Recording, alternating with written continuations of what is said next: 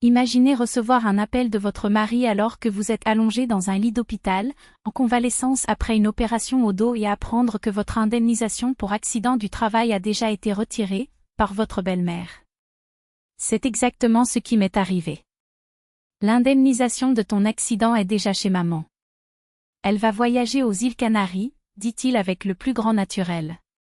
Au début, je pensais que c'était une mauvaise blague. Quelle compensation? Quel voyage?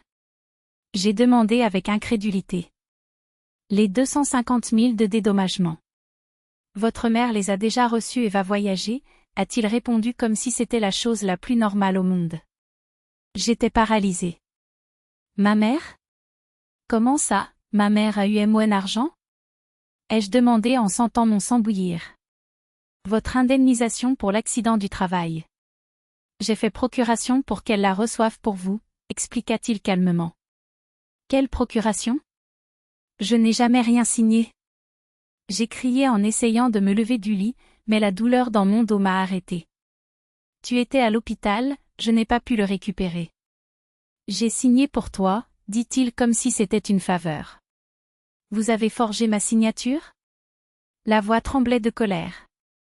C'était pour ton bien. Maman a toujours rêvé de ce voyage, a-t-il expliqué. Il y a un mois, alors que j'opérais une machine à l'usine, une lourde plaque de métal est tombée sur moi. Résultat, 2 vertèbres écrasées, une intervention chirurgicale d'urgence et 2 mois de rééducation à venir.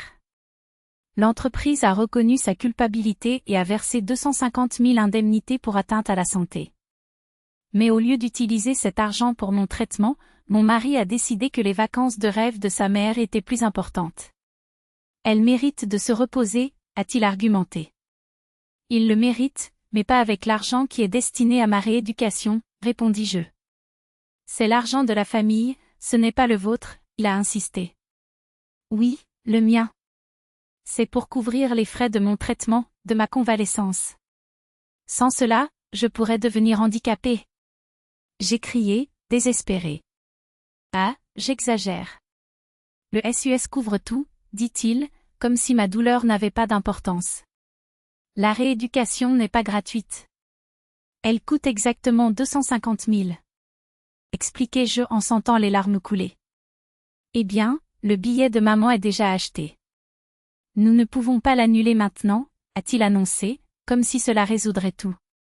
C'est à ce moment-là que j'ai réalisé, ce n'était pas qu'une question d'argent. C'était une trahison. Alors que je luttais pour retrouver ma capacité à marcher, il planifiait des vacances luxueuses avec l'argent censé assurer mon avenir. Sans y réfléchir à 2 fois, j'ai appelé un avocat de l'hôpital. Il s'agit d'un délit, falsification de documents et détournement de fonds, a-t-il confirmé.